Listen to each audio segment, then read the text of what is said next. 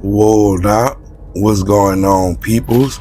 Welcome back to Urban Edge Insights. I'll be your Low Crew 100, and today I'm gonna be questioning one of my favorite characters to one of my favorite movies. You heard me? I'm talking about Anthony Curtis from the 1995 movie Dead Presidents. You feel me? But before we do that, I'm gonna give y'all a minute to like, comment, share, and subscribe. You dig? Now let's discuss it. Me and you gonna position ourselves behind the bank, underneath the left and the right side of the loading dock.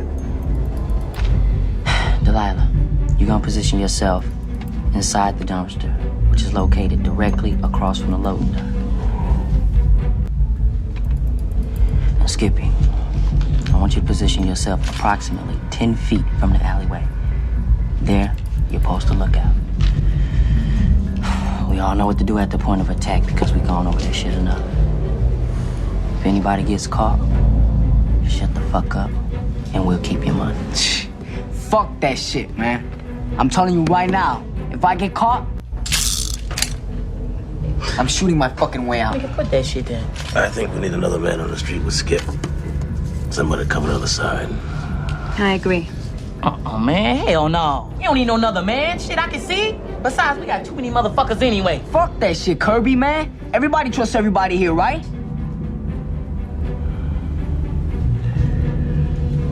I can get somebody from our organization. Oh, no. I don't want none of them revolutionary niggas involved. You can cut your eye at me all you want to. I ain't too keen on having that broad up in here, neither. Well, you the one talking about we need another man. Make up your goddamn mind. You have somebody in mind, Anthony? We might well put a motherfucking ad in the paper then. We gonna get everybody. Shit ain't gonna be no money left for a nigga.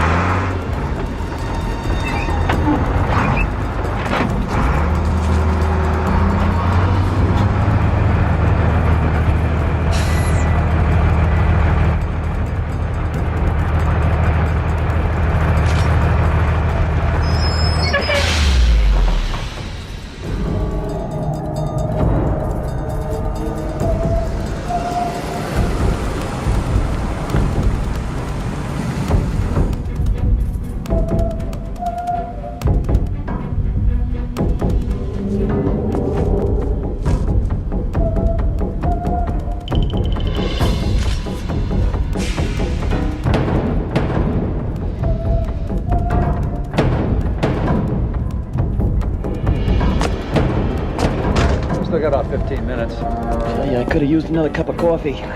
Let's make this quick.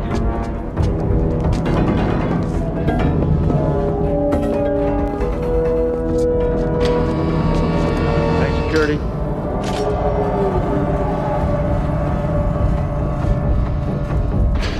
How you doing?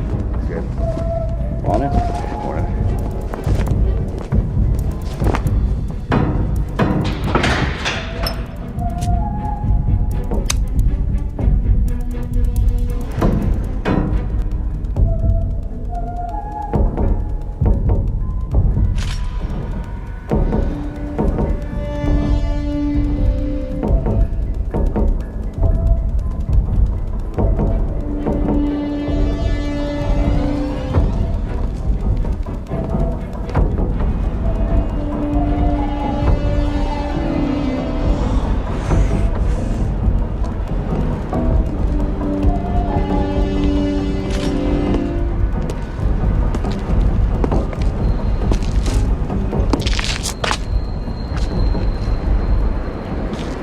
Waiting on a number 11 bus? Yes. I don't think she runs this early. I caught it the other morning at this same time. You sure about that? Uh-huh. Let me check for you. No need to go to any trouble, officer. No trouble at all, brother. See by that patch on your jacket, you were in recon. I was a 5th Marine, always willing to help out a fellow leatherneck.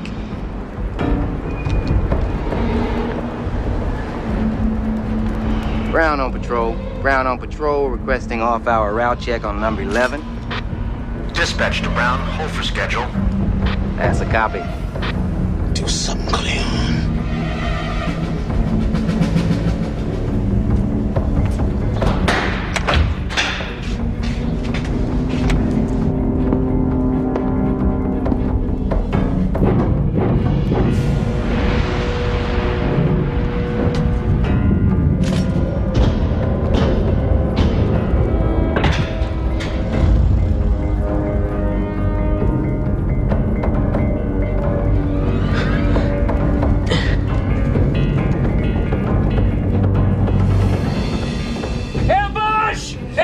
Drop it, motherfucker.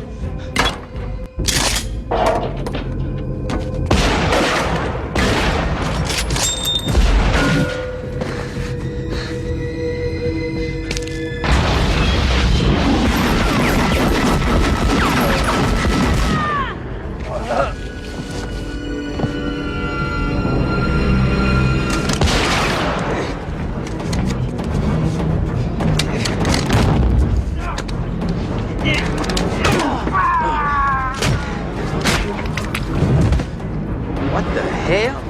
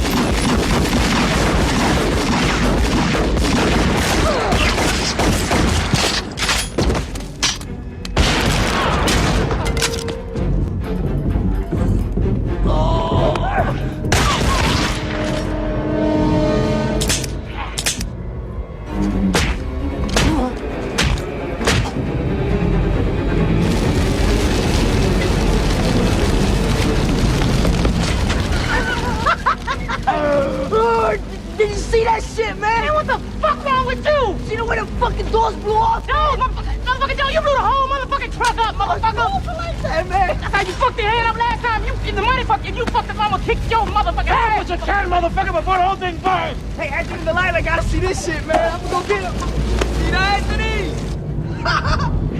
You gotta see this shit I did, man. I blew that shit up, man. You gotta see it, man. You gotta see the shit I did. Let's get in there. Come on down. Put the gun down. Come on, let's get up. Come on, bro. We gotta go, man. I can't leave. You ain't gotta leave her, bro. Cause she's already gone.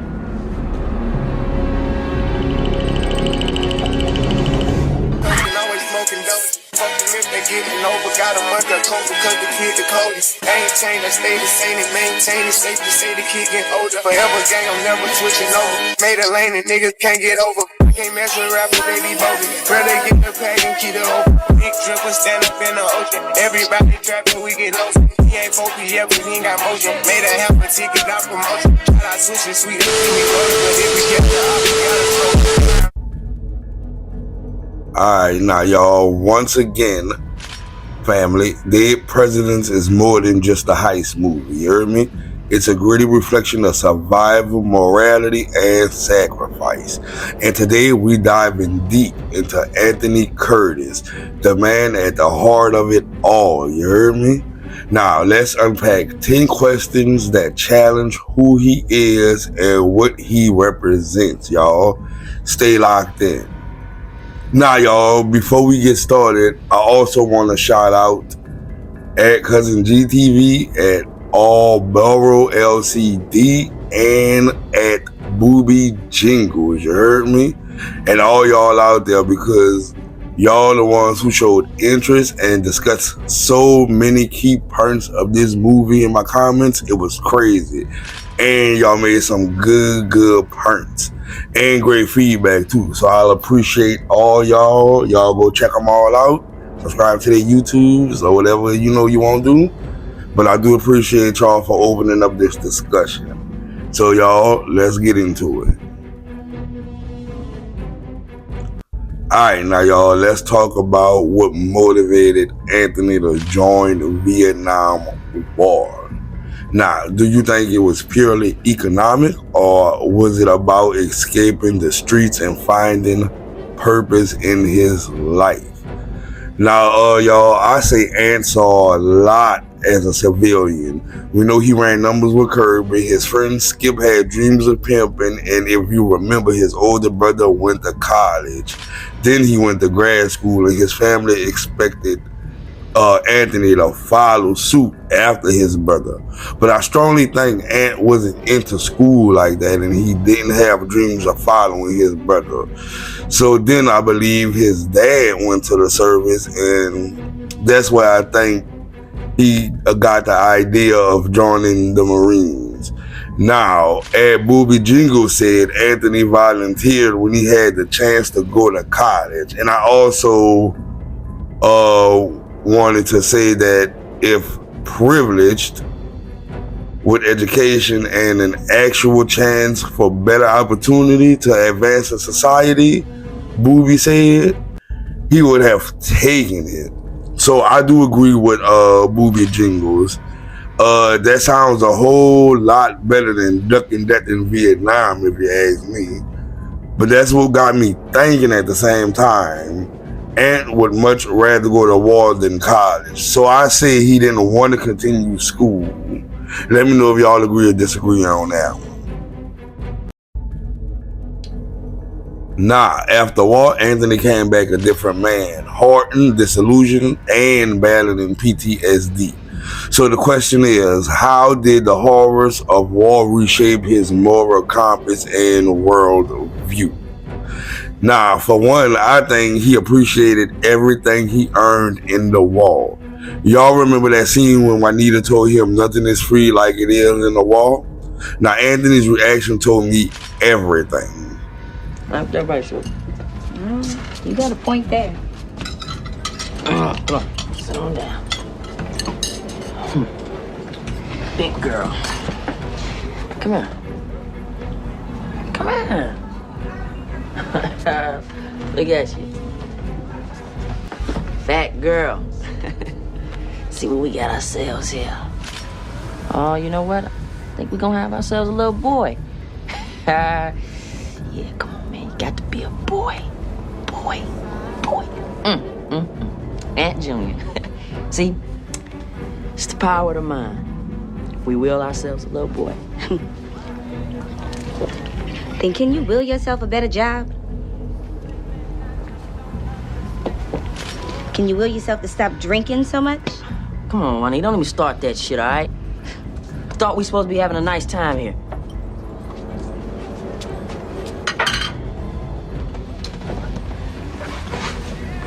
Look, Juanita, I'm gonna get myself a good job. You know how long you've been singing that same old song now, Anthony? I mean, in case you haven't noticed, this here's the real world. Ain't no free meals here like in the Marines. Say, let me tell you something. Wasn't nothing free in the Marines. I earned every meal and every fucking dollar, all right? Now, as for his moral compass, I believe he was very disappointed in the lack of support for veterans there was when he got out. I think he believed that the world would be his oyster and he would have no problems with money and or jobs. Now, y'all all know sadly that wasn't the case. Let me know if you disagree or agree on that one too. Now, y'all, some would say that Anthony's loyalty to his family drives many of his decisions. But did his actions ultimately do more harm than good? To me, that's up for debate in my opinion. Besides him somewhat disappointing his mom, dad, and brother by joining the Marines when they all expected him to go to college, the family he had with Juanita, I would say it did drive him in all his decisions. Now, I think Anthony wanted to be the man Juanita could be proud of as well as brag about to all of her friends and family. And also, I would think he wanted to be someone his kids could look up to.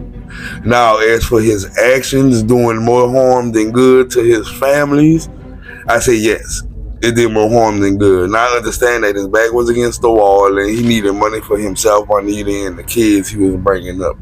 But to me, outside of working for that meat store, his first thought when times got hard was to get money for his family. It was to rob.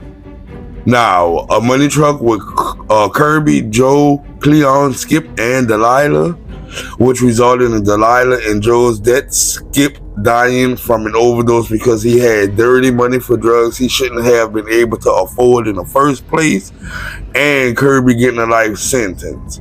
Now, I'm just assuming Kirby got a life sentence because he was still alive when everything went down and I didn't see no scenes of him getting killed or nothing. So yes, I do think it did more harm than foul. I mean, more harm than good, because he had to leave his family, immediate and his Juanita family, for a lifetime because the choices he had chosen. Now, a repeated question I ask myself is this: did Anthony have any other options? Was the heist an act of desperation, rebellion, or just pure survival?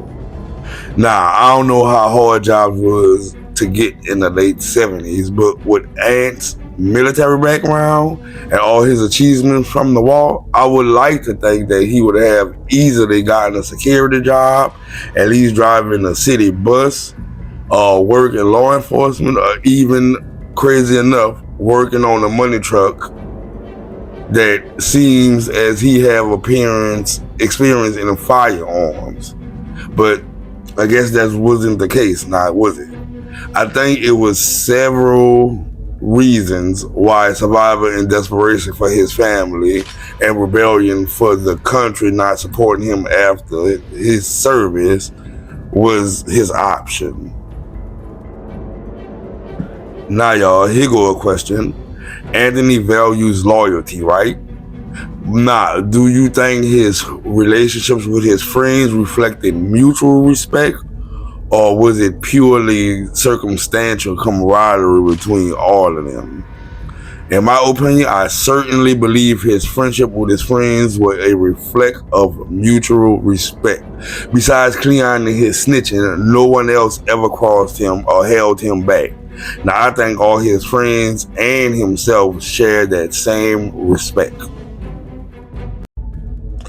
Now, y'all, keep it 100 with me. Looking at Anthony's planning and execution, were there signs that failure was inevitable, or was it just bad luck on their part?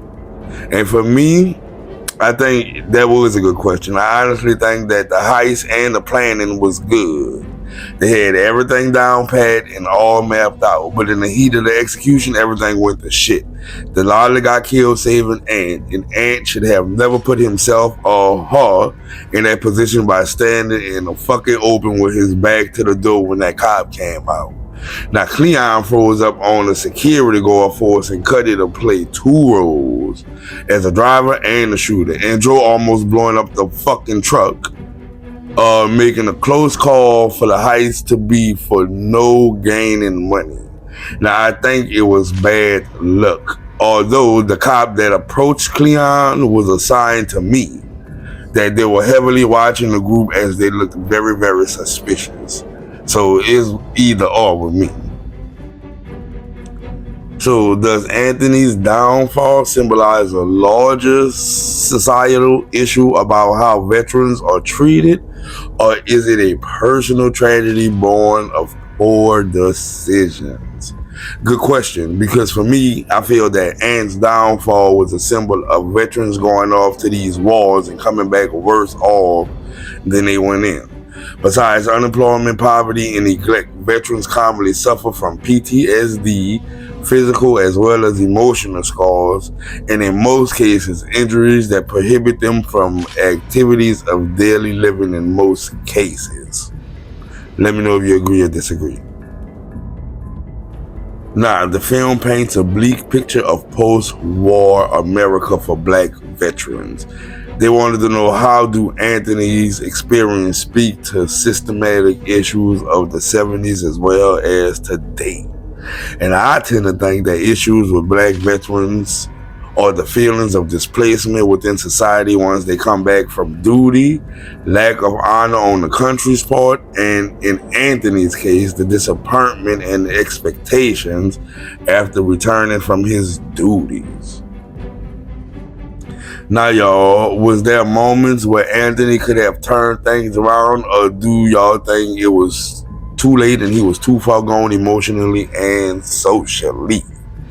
Now, that's another good question, because as I said earlier, I don't know the conditions of jobs in Ant's world in the 70s, but I would have loved if he could have found employment based on his experience in the armed forces. That way he would have gotten his slice of American pie he's so well deserved, in my opinion.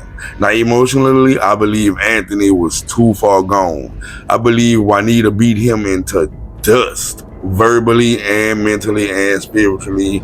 And in that case, when a man is feeling so inferior to his lady, it's like he'll do almost anything to prove to her that he can provide and prove himself to be a man, even if it's putting his life on the line as well as his freedom. Now, y'all, the last question is, what does Anthony Curtis teach us about ambition, morality, and the cost of survival? And for me, watching Anthony's story, I took from it a brave, somewhat foolish man for volunteering in the Marines when he had college in his sights. Although I commend and honor his sacrifice for the country, I wish he had, number one, would have went to school and never went to war. And that way he would have been in a situation, he wouldn't have been in the situation most veterans faced. Or, number two, he would have came from his duties and applied all he learned into something positive in order to further serve his country in civilian society, y'all. Now, y'all, Anthony Curtis is a complex character, for real. He's a product of his environment, his choices, and his circumstances. So what are your thoughts on his journey? Make sure you drop your takes in the comments. Make sure you like, share, and subscribe for more scene by scene breakdowns of iconic films. And again, this has been your Cool 100 for Urban Edge Insights. And I want to thank everybody who participated in the Dead President's comment section to encourage me to do this video, as I was out of ideas of what video to do next. So on that note, y'all, let me know what other Urban Edge Insight video y'all would like me to do so we can further interact with each other.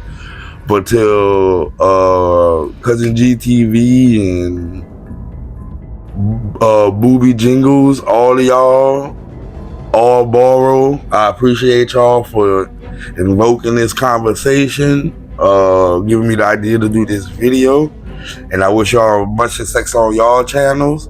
But make sure you tell a friend that you love Cool 100, review stuff on Urban Edge Insights. And if they like what they see, let them subscribe, leave that thumb bell on. And until next time, y'all, I'll see y'all on my next video. Appreciate y'all and discussing their presidents with me. I look forward to more conversations and my comments on any further video or past videos. I can do this all day, but I do appreciate, love, respect all of y'all. God bless, and y'all have a good day. I'll see y'all on my next video. Cool 100, and I'm out this thing.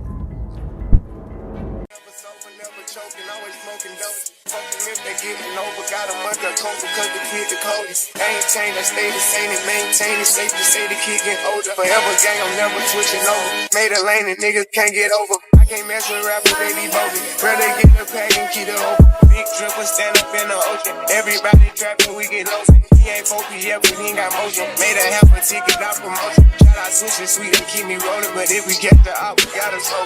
Round with Drake, like we OVO. I got some rats and I want some. Still got a pass in the hood, call it give and go. Keep a nigga, man.